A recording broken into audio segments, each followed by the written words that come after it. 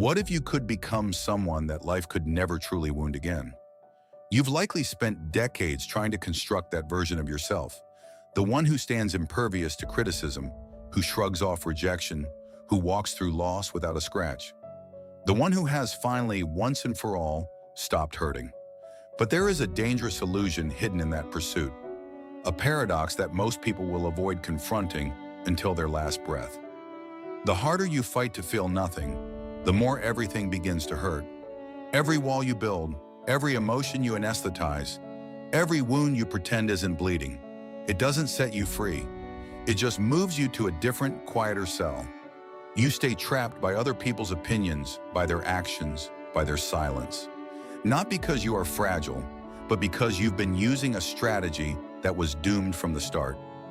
Most human beings navigate life this way. The only difference is that some have simply become more skilled at performing in vulnerability. Carl Jung, the great explorer of the hidden psyche, exposed a hard truth. We are not shaped by the hand we're dealt, but by how we choose to play the hand.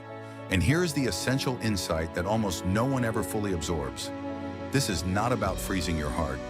It is not about severing your connection to the world. It is about integration. It is about taking back the throne from the unseen forces that currently rule your life from the basement of your mind. Authentic, unbreakable strength is not the absence of a scar. It is the presence of a self that remains intact, even as the scars are formed. If this concept stirs something uneasy in you, that is not a mistake. That unease is a compass. It means this message is addressing something alive in you. If you are exhausted by the emotional whiplash, if you feel that others hold a secret remote control to your inner peace, then do not look away. But I have to be honest with you. What comes next will not be easy. It will confront you. And exactly because it will be difficult, it might be the only thing that can genuinely release you. Let's start with the core deception you have believed your whole existence. You think the enemy is external. It's in the harsh words of a partner. It's in the boss who overlooked you. It's in the parent who was never there. But here is the most challenging reality you will ever have to face. None of these outside events would have such a grip on you if there wasn't already a hook inside you, waiting to be caught. The thing that truly devastates you is not the incident itself. It is the echo that incident triggers. It is the old recording that starts playing on a loop. It is the unprocessed memory you locked away. It is the core wound you've been covering with achievements, with relationships, with the exhausting performance of having it all together while you are disintegrating within. Jung was unflinching about this. The agony we project onto the world is nearly always the shadow of something we have refused to examine in ourselves. This is why the math is so confusing. One person endures tremendous hardship and remains centered, while another is shattered by a single offhand comment. It's not the event, it's the place it lands inside you. The biggest lie you've ever been sold is that you are the one driving your life. Wake up. You are not. At least not while you remain on autopilot, triggered without understanding the trigger, feeling without tracing the source, making decisions that you later unconsciously sabotage. Jung stated it with absolute precision. Until you bring the unconscious into consciousness, it will steer your existence, and you will mistake it for destiny. This is not poetry. This is the literal mechanism of your life right now. The sudden spikes of anger, the waves of sadness that roll in when nothing is wrong, the anxiety that arrives without an invitation. None of this is chaos. These are signals. Signals from parts of you that were neglected, silenced, buried, discarded. And they will not stop transmitting until you are ready to receive them. What you push away does not vanish. It lingers. It gathers strength in the shadows, and the longer you avoid it, the more violently it will eventually demand your attention. This is why you feel trapped in the same emotional loops. This is why you keep encountering the same dynamics in different people. The unconscious isn't punishing you. It is teaching you relentlessly until you learn the lesson. The instant you stop asking, why does this keep happening to me, and start asking what part of me is crying out to be witnessed, everything shifts. Pain stops being the enemy and becomes a guide. Not a gentle guide, but an honest one. Integration is not about repairing a broken self. It is about welcoming back the exiled parts you cast out in order to survive. When you stop fleeing from your internal wounds, the external world loses its chokehold on you. Judgment still exists, but it no longer writes your story. Rejection may still sting, but it no longer hollows you out. Loss still leaves a mark, but it no longer empties you because you are no longer at war with yourself. This is the road few travel, not because it's impassable, but because it demands ownership. It demands that you stop pointing fingers outward and start looking inward. But on the other side of that discomfort lies something most people will never taste: genuine emotional sovereignty. Not the absence of pain, but the presence of awareness. And that is where your true authority begins. Jung named this inner territory the unconscious. And it is not a passive storage unit. It is not a vague mist of forgotten impressions drifting in the background. It is a living engine, a complex system composed of memories, injuries, appetites, impulses, terrors, and unresolved experiences that you elected not to face, but that never stopped making decisions on your behalf. Even when you believe you are in command, even when you think you are exercising free will, this internal world keeps operating beneath the surface, molding your reactions, your attachments, your fears, and your perceived limitations. Have you ever noticed how specific words can dismantle you, while the same words leave someone else completely unmoved? It's because those words don't just reach you, they penetrate you. They connect with something already fractured inside you. They awaken old injuries that were never permitted to heal. And if those injuries are still raw, it's not because the world keeps hurting you, but because you never truly attended to them. You just hid them. You pushed them down, covered them with layers of distraction, denial, forced strength, or forced silence. And now you keep tripping over them repeatedly in different costumes. Jung was unequivocal. Nothing can be transformed until it is first acknowledged. And here's the part that is most difficult to own. You have not acknowledged yourself. You have condemned yourself. You have suppressed yourself. You have muted essential parts of who you are. As if turning the knife on yourself could somehow become the cure. As if being harder on yourself would finally make you deserving of peace, safety, or love. But repression does not manufacture peace. It only manufactures pressure. The unconscious does not dissolve when you disregard it. It does something far more insidious. It finds other escape routes. It manifests in the toxic relationships you keep repeating, even after swearing, "This time will be different." It surfaces in the self-sabotaging patterns you can't seem to break, no matter how much willpower you apply. It shows up as anxiety that strikes precisely when life is finally calm, as fear without a clear object, as emotional storms that ambush you. This is not bad luck. It is not weakness. It is not the universe conspiring against you. It is your unconscious trying to rouse you from slumber while you insist on staying asleep. If you genuinely want to stop suffering, then you must stop running from what lives inside you. Because as long as you remain a stranger to your own unconscious, you will stay a puppet of your emotions, your reflexes, and your history. And the more you attempt to shield yourself from external pain, the more vulnerable you become to internal pain. The exit is not in toughening your exterior. It is not in building higher defenses. It is not in achieving numbness through force. The way out is integration, and integration is not an act of defiance. It is an act of profound, radical honesty. This brings us to the essential question. What does it actually mean to be unbreakable? And why does this form of strength originate not from armor, but from something far more challenging? Acceptance? Most people assume the only way to dodge hurt is to seal themselves off. They construct ramparts. They put on personas. They forge an emotional exoskeleton and repeat a mantra that feels strong but is fundamentally hollow. Nothing gets to me anymore. I just don't care. Yet beneath the surface, they are still hemorrhaging. They are still slowly corroding because the issue was never about feeling. The issue was never about being sensitive. The issue is not knowing what you feel or why you feel it. And that ignorance only exists when you do not truly know yourself. Jung was painfully exact when he observed, "Know all the theories, master all the techniques, but when you touch a human soul, be just another human soul. That human soul you keep barricading behind control, discipline, stoicism, and invulnerability is crying out to be seen. Emotional fortitude has zero to do with becoming frigid. It is not about disregarding pain. It is not about dodging confrontation. It is not about pretending that nothing matters. Genuine strength is far more unsettling than that. It requires integration. It requires acceptance. It requires dragging into the daylight everything you once entombed in darkness. You do not become impervious by erecting a barrier between yourself and existence. You become impervious when you grasp a crucial truth.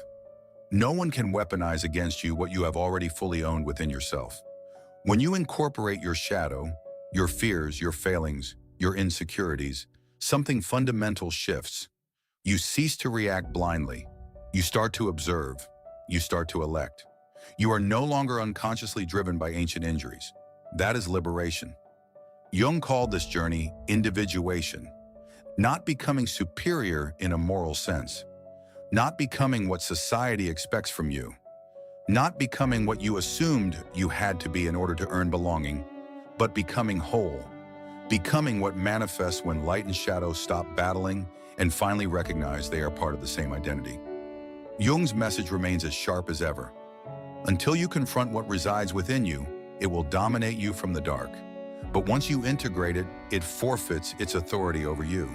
And for the first time, you genuinely become yourself. Individuation is not a quest for flawlessness. It is a quest for completeness. You don't need to become superior. You need to become entire. And here is the reality almost nobody has the courage to speak. The more you evade pain, the more it hunts you. The more you try to remain unaffected, the more fragile you actually become. But when you confront your own injuries, when you embrace who you are in your totality, the radiant and the repulsive, the honorable and the disgraceful, the luminous and the obscure, nothing external possesses the power to unmake you. Nothing outside you can destroy what has already been assimilated inside you. This road, however, requires audacity, real audacity. The audacity to look inward, the audacity to shed the disguises, the audacity to feel rather than flee. Because it is precisely within pain that the key to metamorphosis is concealed. Not outside, not in amusement, not in gratification, not in denial. Pain is not an error in your existence. It is a portal.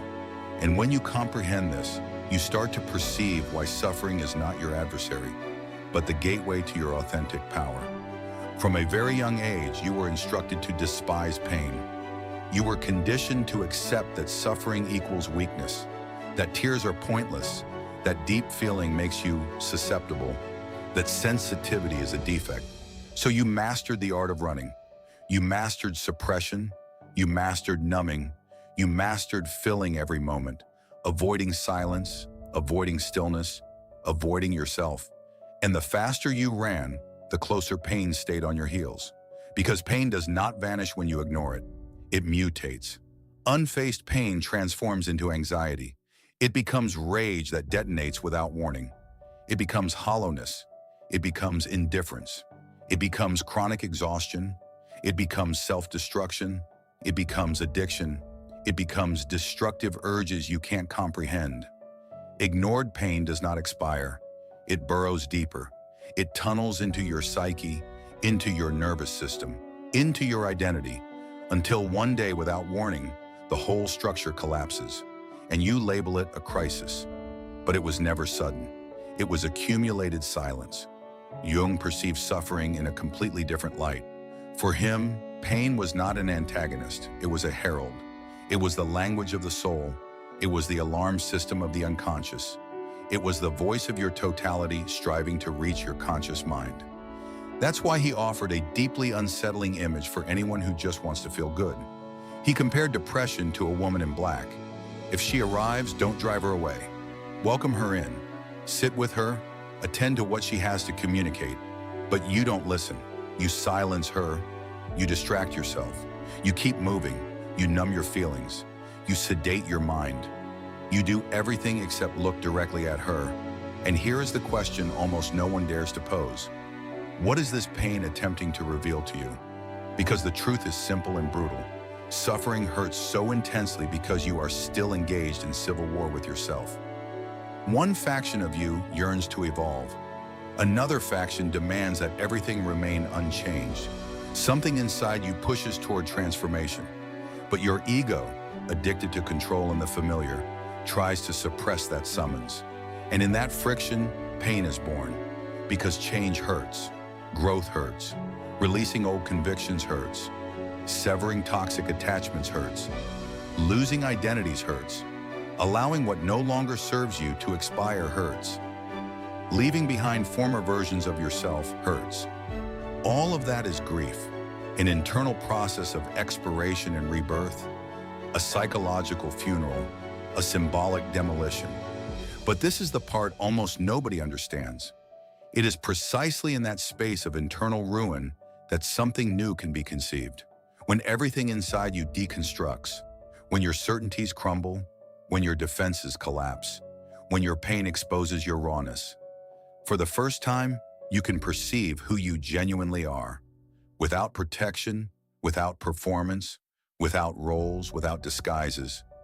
And at that exact juncture, suffering ceases to be a penalty and becomes sacred, because it brings you to your knees before the only thing that can truly liberate you, yourself. Jung understood this. He recognized that suffering is not a glitch in the system. It is part of the design. Pain is not the termination of the road. It is the commencement of the voyage toward individuation. Most people turn back before crossing that dark valley. They escape. They distract themselves. They resurface. They choose comfort over truth. They choose familiarity over metamorphosis.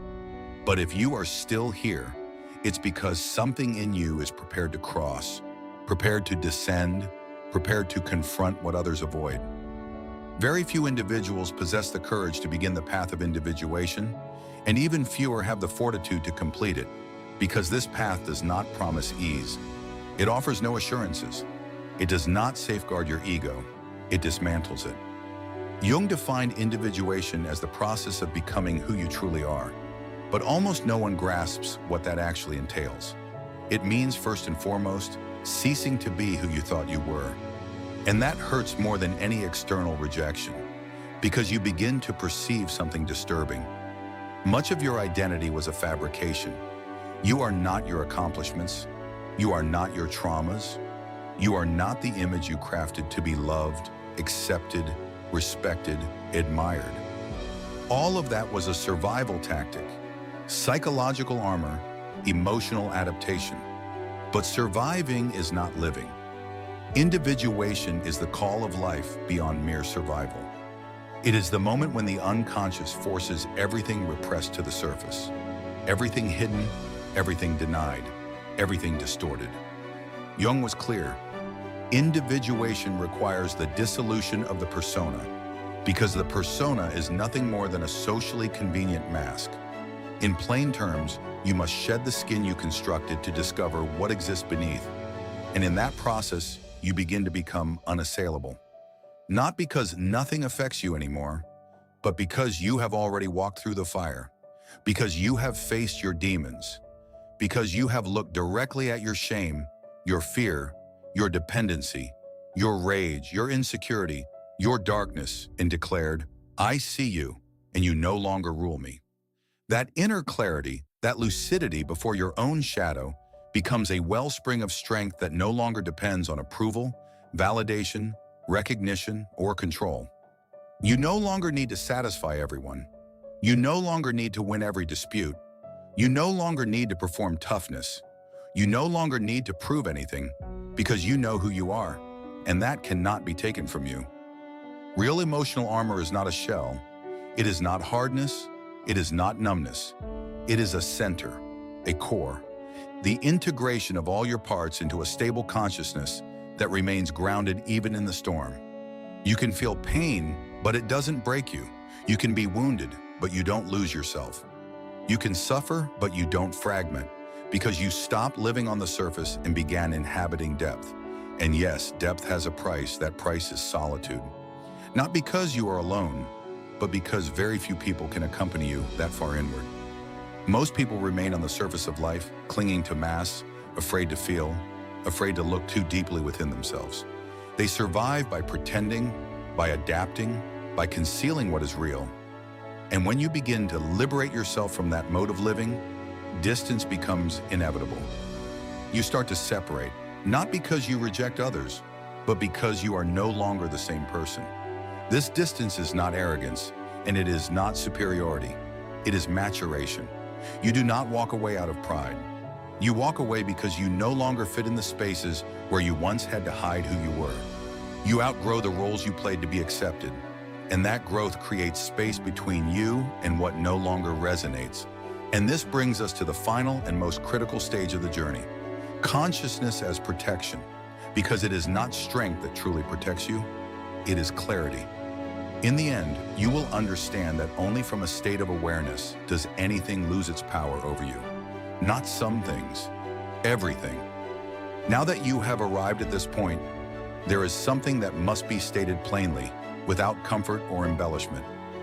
Nothing, absolutely nothing, can shield you from external suffering if you remain unconscious of what is happening inside you.